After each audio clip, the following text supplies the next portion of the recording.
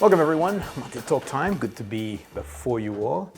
Hope you have an awesome drink. Actually, I haven't done a tally this week only because I didn't ask the question last week. And so as a result, I forgot. That's what happened. I forgot to ask the question. But let's put it this way. Coffee won. Boom. That's the coffee tally right now. That was after 2 weeks. So coffee is definitely the drink of the world, but we're gonna make mate the drink of the world. What do you think? Let me begin by saying that it's the end of the month and therefore membership is about to be spun. If you're not a member, I'd love you to join. At the end of every month, I will select somebody randomly and I'll send them samples of fragrances that I'm enjoying based on what you like. So I'm not gonna send you some some Orto Parisis to you and you'll be like, what is this stuff? If you like florals or amber fragrances. So let me just start this baby here. Boop. So if you're not a member, this is how you join. There's a join button every month. I'll send you something. I'll ask you for whoever's gonna win today. The question will be asked, and that is, send me what you do like when it comes to fragrances. I'll find something that flies under the radar. There's a lot of, niche perfumery. There's so many awesome brands that sometimes we don't talk about or I don't hear a lot of conversations on. So I'll send you something that's unique, and then I'll send you something that you might know or a little bit more familiar, like a Xerjoff or Creed or something of that nature. Boom, let me begin. Here we go. All these awesome people, I want to thank you all for being a member. Good luck.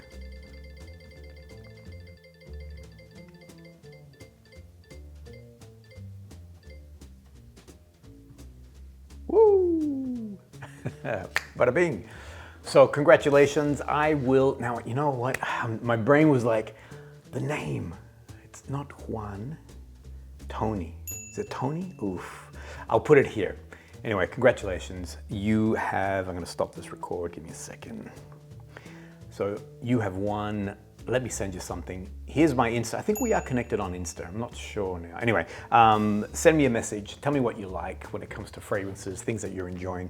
I'm gonna find some fragrances that I think you'll also, something new, different, unique. All right. So once again, for those members, look at these awesome people. I just want to give a shout out to each one of them. I want to thank you guys for helping me and supporting the channel. I do appreciate your, I appreciate the encouragement, so thank you. If you want to join, it would be awesome. All right, let me move on. So the next thing is, there are 2 big events with one more that's snuck in to the mix. So in the event, I will be at these particular outlets or retail outlets, and I'm looking forward to catching up with you one-on-one in Melbourne. The event is at OLIGARCH on the 4th of March, which is a Saturday. OLIGARCH are doing like a sort of a meet and greet scenario at the store. You just sort of, I think Kevin's gonna have some nibbles and some drinks, so it's gonna be pretty cool. The event goes from 2 to 5. I'm gonna be there around 3:30. I will be bringing, and this is just, I'm gonna put it out to everybody, bring your favorite perfume. I actually wanna smell the perfume that you are enjoying. Ideally something that maybe we haven't all heard. If you're happy for us to all experience it collectively. I'm gonna bring along this amazing fragrance here. It's from a house called FUEGUIA. I'm gonna talk a little bit more about that. The fragrance is called Arabica. Now, my understanding is that this fragrance was a limited edition, only found in the Milan boutique. I don't think they've actually created this as a vast fragrance across the world. Only because, the reason why I say that is, I had an Argentinian man in Buenos Aires at the boutique and said he couldn't get it. It could only be bought in Milan. So I will bring this beautiful baby here. Sometimes coffee can be, it's done with a coffee note, but sometimes coffee can be gourmand-ish. This is aromatic, fresh, bright. This is like a hit of caffeine, It's just like, it wakes you up. Glorious fragrance. But I'll bring it to OLIGARCH, and that way you guys can experience it. I'm not gonna say excuse me while I drink my mate. Excuse me. The next event that we're doing, or that I'm doing, will be at the FUEGUIA boutique, this time around in Milan. Now, I did email out the FUEGUIA people and let them know that we are coming. We've actually got a few people coming across to this event. If you would still like to join us, it's on Tuesday the 28th of March at the FUEGUIA boutique, which is next to Galleria, I forgot the full name, Galleria, anyway, the only amazing gallery or a big Galleria in Milan is this one here. Oh, no, I forgot. I was gonna say the name, but I forgot. Anyway, so it's next to that. Meet us there. It's gonna be absolutely awesome. If you haven't experienced FUEGUIA as a brand, I mean, you just wait. I mean, these are all, firstly, the collection is extensive. It'll blow your brain at how many fragrances are in here. And then you also think to yourself, oh yeah, but too many means that they're not going to be that great. Look, I've got probably about maybe 10 in my collection and counting, and they're just really, really extraordinary fragrances. So I look forward to being with you all and having a chance to experience these. Now, the time is yet to be confirmed. I'm saying 11 a.m., but as I said, I did email them to just let them know that we are coming through. I have asked some questions. Once I get a response from them, I'll make sure that I tell everybody. Boom. All right, you can see I'm looking at my notes. I want to stay on path. I want to keep moving forward. I had this question raised. Have a look at this. This was an awesome question that was shared with me. And essentially, the essence of it is, how can we, realistically make comments like it has a particular note that comes out in the opening and then that'll come out again in the heart? Because it's like, these are molecules, these are not programmed, these are independent molecules that are just behaving in how they want to. All right, have a look at this. Awesome, man. So this is a video I did with a local perfumer by the name of Ali Erkekli. He is, the brand is called Anka Kush. He is a self-taught perfumer, and if you missed this into, I mean, I did an interview earlier, so we also covered the fragrance Jezebel, but and it was a great interview, by the way. I really liked the last one we did. So the Rose Bandit, there was a moment in time, for those who've had a chance to watch it, which is just so real. It was, one subscriber called it the Ring of Fire. Fred, thank you. He called it the Ring of Fire. It wasn't intended as the Ring of Fire, but I'm like, yeah, that's the Ring of Fire. Actually, if anything, it was meant to be, that ring was meant to be Hal's eye from 2001. And it was a moment where the audience shouldn't have been listening to this. And it's funny, at the end of once we finished filming with Ali on that last episode, he said to me, "You're gonna cut that out." And I'm like, "No, I'm keeping that." And he's like, "This is not gonna work." I'm like, "Trust me, it's gonna work." Already my brain, anyway, it doesn't matter. But yeah, that's such a beautiful, real moment. Anyway, I asked him on the next episode that's coming out this weekend, we talked about, so the new fragrance is Absinthe Minded. I won't go into detail. If you get a chance, have a look at that. Awesome fragrance. But one of the questions that I raised is, how is this possible? How is the fragrance programmed, or these notes programmed to come out at certain times?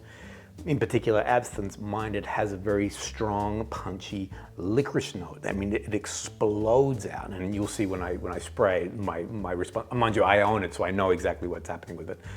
But give it 15, 20 minutes, and it peels back. It's still in the actual fragrance, but it has come off that intensity. So I asked Ali, how is this done? You're gonna have to watch to hear the answer. You guys are gonna rebel, like, no, well, I'm not gonna watch it at all. All right, I'll tell you.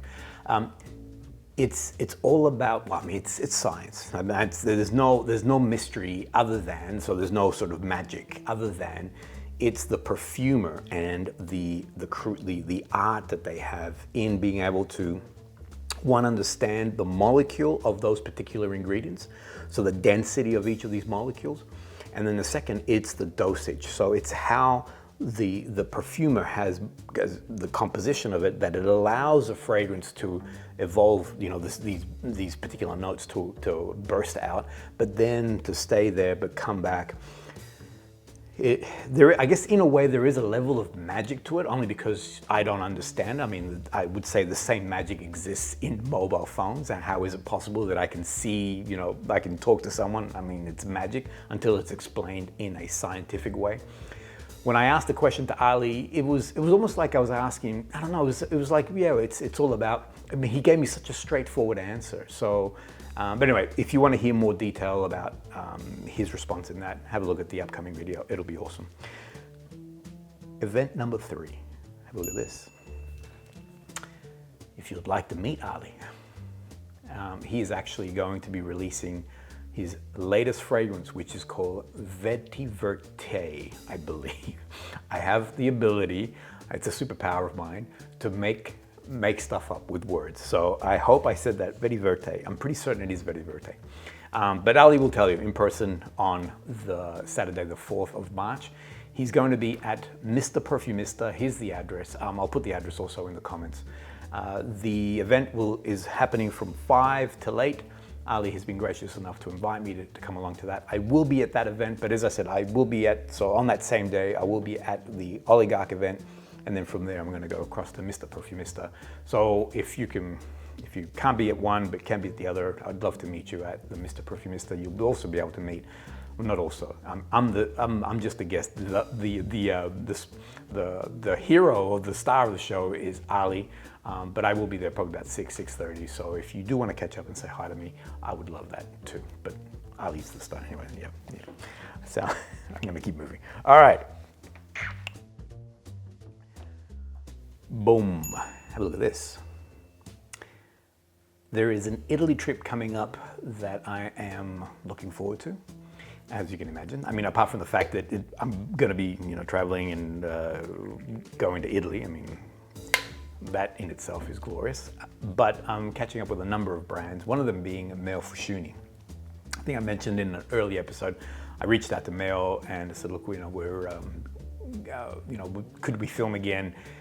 It was very humbling for him, for him to say yes automatically. He's like, 100%, I'd love to film again, let's do something else. And then he proceeded to tell me of a new fragrance that was in the final stages of, that was planning to be released, etc., etc. Now, not that he swore me to secrecy, but he did say, don't say anything. And so, under obligation of that, I didn't want to I didn't want to sort of be the guy who lets this out. So I've kept my mouth shut until now. I can now say it because, as you've seen there, he's actually released this on Instagram, the new fragrance, which now closes the trilogy that he created of his travels through Asia. It started with Varanasi with India, and then it moved on to Encore de Tom in Laos, and now it's Sogni, which means dream in Italian, and it's his experience in Japan.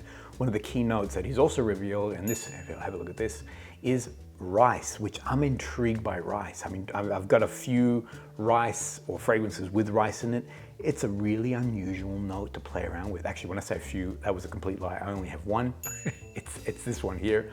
And it's a very subtle, very sublime note that's in the actual fragrance.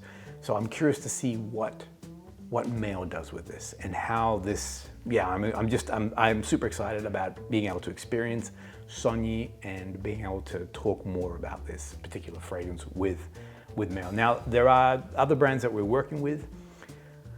Not again that I'm sworn under secrecy, but I don't want to say anything. So they are also releasing new fragrances.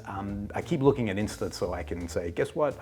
Not that I knew about it. I mean, because that sounds sort of, kind of ha ha ha. But I guess it's just my excitement to tell everybody, guess what? There's something new coming through. I think it's safe to say that, BOIS 1920 are coming out with something pretty exciting, and I cannot wait until they actually pop so that I can tell you guys. But they're coming out with some new fragrances. Now, if you would like to experience these fragrances, you should join me on the ESXENCE tour. So part of that tour is to to actually go to the booths of these perfumers, discover the new fragrances that they're going to be releasing. And also, I'll have the chance to show you some new, I've been talking to a number of brands that are releasing themselves, or releasing to, not releasing themselves, are releasing to the market. And I'm looking forward to showing you these new niche perfumery brands. I've had some meetings with some of these. So there's some pretty exciting brands that are actually coming out on the market. So if you would like to join me on this, have a look on my website. You can actually, I was going to say subscribe, you can actually join on this particular event. The ticket does include a full bottle of perfume. And let me just point out, I received an email this morning from Mercedes, who's actually joining me on this particular tour. And she's chosen Cacao Aztec from Paris Monte Carlo. Mercedes, awesome choice. This is chocolate, a chocolate fragrance that is completely unique. Normally, chocolate fragrances tend to be a little bit leaning towards gourmand. They have that lactose sort of chocolatey, milk chocolate kind of vibe. Whereas Cacao Aztec, really, and as the name sort of indicates, it's more a lean to the ancient cacao formula with the spices, with that cardamom and black pepper, but that deep, bitter cacao scent profile. Woody elements to it. Believe it or not, it actually even has tuberose in the heart. Works really well on a man. It will be just magic on a woman. So this is a beautifully ambery, woody, spicy fragrance. And yeah, so if you join me on the tour, you can choose the fragrance of your choice from either Paris Monte Carlo, BOIS 1920, or Male Fashuni. Boom. All right, let me move on. Controversy. But first, a little bit of mate, excuse me. Allora, a little bit more.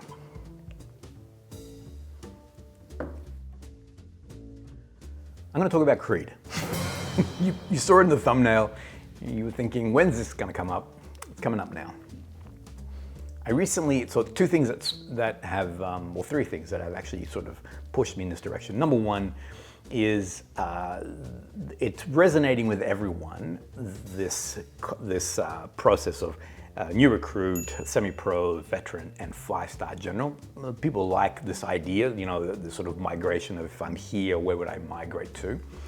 I'm gonna talk about Creed, and that sort of classification isn't what normally happens in most of like Nasomato. You need to follow that classification because otherwise, well, you don't need to, but to enjoy the experience, my recommendation is to follow that classification, but I'll go into more detail about that. Second thing, I received, because I am a Creed, now I'm gonna admit to this, not that I admit to it, but I'm gonna put it out there again. I love Creed. I love Creed fragrances, and I know that it's almost like, since I guess the book that came out, The Ghost Perfumer, it's like you have to whisper, do you like Creed? Oh, yeah, I like Creed. You know, it's almost like a speakeasy, you know, to admit that you enjoy a Creed fragrance. It's, I don't know, it is, and it's not even my, like a feeling, it's actually a thing. I mean, I caught up recently with another perfume lover. He'll remain unnamed, all right, just in case. And he actually did whisper to me. He's like, "So what do you think on Creed? Do you think that's?" And I'm like, "Yeah, I think that, you know." He goes, "Do you think it's a true story?" I'm like, "Yeah, I actually think it is a true story." So I'm going to go into a little bit more detail about that. But I received this comment because I've got a number of Creed videos that are out there, and I received this comment, and I mentioned to the individual, "Thank you for taking the time," because they wrote a very lengthy comment about I guess the mistakes that I had said in that video. I know that a lot of people look, and just so also qualify this, I have read the book, The Ghost Perfumer, so I'm aware of all the comments that were made in that particular comment there. So yeah, I do understand all these points. But let me address some stuff. Here we go. Controversy 101. So the biggest question is, and this was a question that this gentleman raised with me, is do you really believe this story to be true? And the story is from father to son, and let me give you the date, from father to son since 1760, okay? My short answer to that is yes. I do believe that's true. I do believe that the Creed as a business, as you know, Henry Creed, I think was the first guy. He, you know, he manufactured garments, yada yada, and he did pass this on from father to son. Were they doing perfume? And this is the part, I guess, and it's very cleverly done. You know, here's my bottle. This is the decree from father to son, 1760. And so, as the consumer, I make the assumption they've been doing perfume since that time. Okay, now this is the second part of the story. Is that the case? Probably not. Were they doing perfumes, you know, as a perfume house since 1760? Most likely not.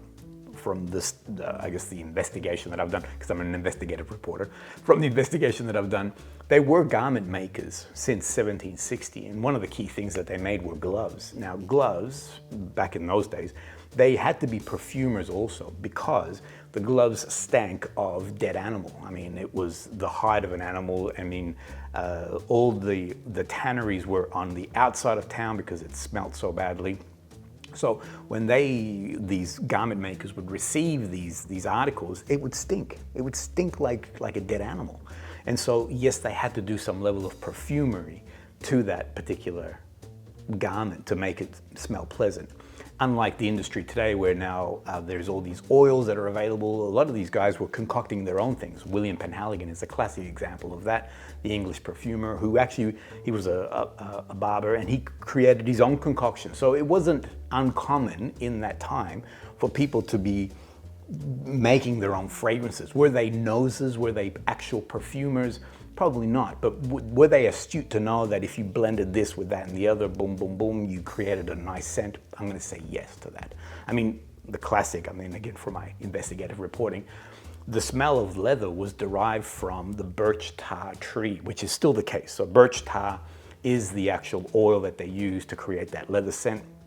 Where did that come from? And you've heard Russian leather before. Well, it was, yeah, this birch tar tree was a sap that was in Russia that they would rub onto articles or garments, and it smelled what we perceive to be leather today. So these things were around that time. Did Henry Creed do that to his garments? I'm gonna say yes, he did do that. The second part to that story is the marketing component. And this is where people get really hung up on. They really get like, and again, from that comment that this gentleman wrote, they almost feel betrayed by the company, in this case Creed, that they've been lied to. How dare you tell me that you've been perfumers since all that time? And this is now marketing. And marketing, not that marketers, I mean, watch, for those who haven't had a chance, watch the TV series Mad Men. That is the best example of marketing at its best. That opening first season with Donald Draper talking about a cigarette and how it's toasted. I mean, that is marketing at its best. And as I was preparing for today, I thought of, you know, when has marketing lied to me? And there's multiple, you know, examples. One classic one is, there's a certain drink, we won't name names, but when I drink it, I don't get wings. I'm just gonna say it. But it's part of their pitch, you know? And I think as a consumer, you know that you're not gonna get wings, but yet that's a very healthy part of their marketing pitch, that drink this, you'll get wings, bada boom. Here's another one.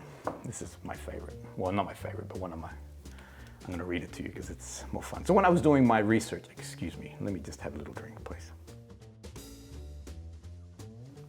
Sorry. So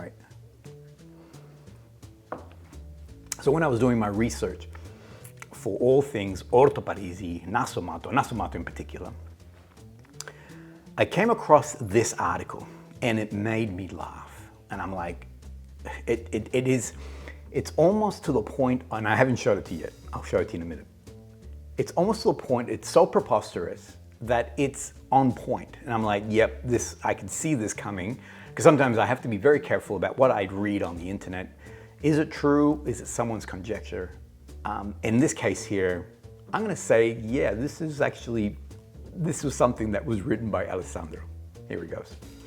The nose, meaning Alessandro, was inspired, okay, sorry, stop, get rid of it. This is for the fragrance Duro. For those who experienced Duro. Now, Duro was his very first fragrance that Alessandro released.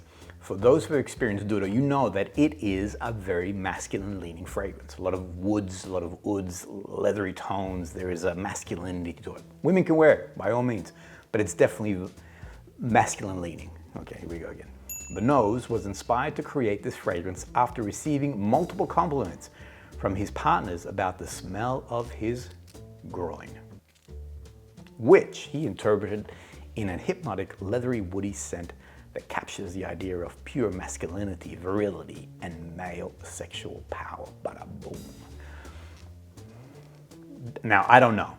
Maybe his loins do smell of Duro. Maybe. I don't know. I haven't had the opportunity to smell it. And maybe if I did have the opportunity, I still wouldn't. Can you imagine, like, hey man, wow, Duro, you are right. I get why you made this fragrance. But when I read that, it's a marketing pitch.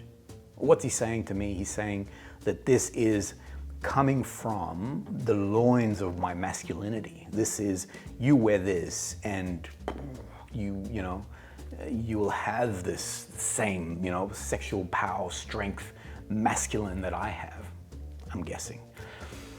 So you have to, in my opinion, there are components, and let's go back to Creed, there are some components in there that the bow has been stretched. You know, 1760, father to son is true. I believe that to be true. They were garment makers and they passed that on. Were they perfumers all that time? Was stretching a really long bow? Probably not. Did they concoct fragrances because of the garments that they were working with, in particular leather? Yes, that is 100% true. But were they now a full-fledged retail outlet, blah, blah, blah? Maybe not. Okay. The second part, sorry, not the second part, the whole time when I have people who really like, they get very passionate about their dislike for Creed, I think they forget, and in my opinion, I always think to myself, okay, so let's put aside the fact that Olivia Creed didn't make the perfumes, that Pierre made the perfumes, bada bing bam boom. I still like their fragrances. And the truth is, I own a number. I mean, like Amouage is a classic example where the Sultan of Oman does not make the fragrances. You know, he's never made a single fragrance, but yet he, at the very beginning, commissioned for perfumers to make fragrances for him, you know. That doesn't diminish the beauty, the amazing collection of fragrances that Amouage have. So for me, it's the same thing, whether Olivier made it, and I get it. Olivia's been saying, I've been doing it, but now we've discovered that maybe he wasn't doing it. It doesn't change the equation for me that the fragrances are still awesome, and I love wearing them, and they make me feel great, and they're awesome as masculine fragrances, you know. So, boom, controversy done. So, and I look forward to your comments, by the way. I'd be interested to see where all this goes. Yikes. So let me tell you now, if these are fragrances that I would like to recommend to you guys if you are new to niche. So if you're new to niche, I think, in my opinion, very humble opinion, Creed is a great place to commence your journey. Now, I'm not gonna go, it's 29 minutes on the clock, bada boom, so I'm not gonna go into full detail about these, but I will give you the thumbnails, and you can more than welcome to explore that in more detail. I've done reviews on each one of these. As I said, I do love Creed. I do love wearing them. I think they're awesome fragrances. And yeah, so if you're new to niche, start here. First one. Boom, okay, so my camera is my new critic and saying, dude, you've done your 30 minutes, now get out of here. But I'm gonna do this really fast. As I mentioned, have a look here for more detail. First one. AVENTUS. I don't know if I did this in the last one, but here it is. So I would recommend to you AVENTUS as a great place. New recruits start here. The twist is AVENTUS Cologne. What I like about AVENTUS Cologne, it gives so it has that AVENTUS DNA, the pineapple, the leathery woods in the base, and that mossiness that it has. But it starts off with this beautiful, bright citrus burst. It has this effervescent happiness, It's slightly different in its composition. It's not as, so for me, this is my all year round, whereas I find that AVENTUS is really good as a winter fragrance. You can wear it in summer, but I find that it's a bit heavier in summer for some reason, whereas this baby here is glorious all year round. So AVENTUS Cologne, awesome place to begin your journey as a new recruit. The next one is, if you're now a semi-pro, so if you, well, when I say semi-pro, so if you've got AVENTUS or AVENTUS Cologne or one of those, I would move to the next line here, which is Himalaya. For me, this is a bit of a hidden gem. I find that Himalaya, for some reason, the women in my family, and I found that females tend to like the scent profile of this. It's aromatic and spicy. It does have the woods in the base there. It's a very unique fragrance. It has a beautiful twist to it. So again, I find that AVENTUS is one that other men like to smell. I mean, I can detect AVENTUS on other blokes and all the rest of it. Whereas I don't smell a lot of the Himalaya. And interestingly, as I mentioned, the women in my family, or females, tend to pick up this fragrance a lot more and compliment me more when I'm wearing this. So Himalaya would be a semi-pro. If you're moving now as a veteran, I would recommend to you Viking. I wouldn't jump in if, let's say you are new to niche, don't jump into Viking just yet. It has a very unusual clove note. It's very medicinal-like, and it is a little bit destabilizing. So if you're not used to that, you're like, I don't get what's going on here. But as a veteran, you now had an opportunity to experience other fragrances, understand evolution of the notes and the dry down, all those components. When this dries down, it is magical, all in capital letters. This is an incredibly glorious, masculine fragrance. Love wearing it. Believe it or not, it's a winter fragrance. For me, I've tried to wear this in summer. It doesn't wear as well in summer. I find it's a little bit heavy. It could be that clove note. But just as a winter fragrance, and it's funny too, because winter, well, for me, I don't think aromatic bright. I think more leathery, gourmand, sort of heavier, ambery sort of fragrances. Yet this, as a winter fragrance, pure magic. So veterans, I would recommend to you Viking. As a 5-star general, and again, if you're brand new to niche, you can jump in here, even though I don't recommend it, only because the woods are a lot heavier. I'm gonna give you 2. So 5-star generals, if you don't have these, get out there, you need them. Bois de Portugal is just incredible. Again, have a look at the video that I created. And Royal Oud. So I've been enjoying oud a lot more. I always said that I'm an oud rookie. This is nowhere near anything that you understand to be oud. It's more cedar-like. I've been told there is oud in here. Okay, so I have to believe, but there is oud in here, but it has a cedar-like, wood-like quality, very masculine, very, I don't know, put it this way. When I'm wearing either one of these two, I feel like a grown-up. I feel like, I'm now, I don't know, I tend to wear these fragrances if I'm going to a formal meeting, if I am suited up. So these are, I call them my big boy fragrances. 5-star generals, these are awesome. If you're new to niche, you can jump in here, but just know that the woods are a lot heavier, a lot deeper, and there's a comment that I like. Sometimes people feel that the fragrance is wearing them as opposed to you wearing the fragrance. I think that these 2 fragrances fall in that category. They're very potent, strong, and if you don't have your presence, then these fragrances are wearing you. Yeah, something like that. Yeah. Boom, I'm done. I'm not gonna say anymore. Cheers, everyone. I look forward to your comments on all things Creed, and tell me what you think. I'm happy, look, please, if you guys disagree with any of the things that I just shared, I'm cool with that. If you agreed with me and you do love all things Creed, I'd love to hear what your lineup would be when it comes to the different categories and how would you classify that. Thanks, everyone. We'll see you guys all in the next episode.